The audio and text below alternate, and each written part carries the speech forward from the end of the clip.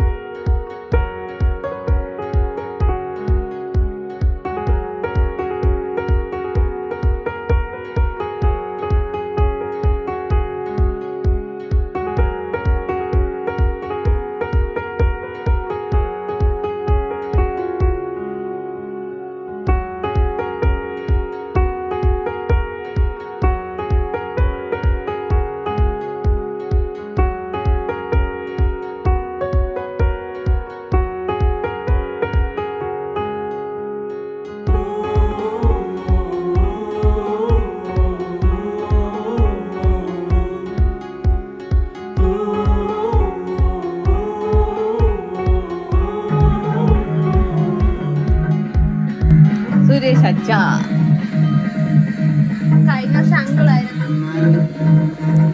പൈസ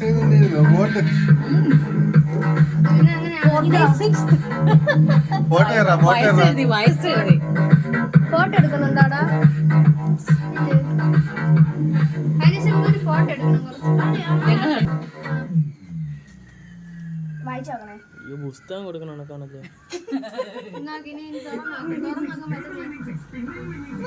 അത് വായിക്കണോ ഇരുന്ന് വീട്ടിൽ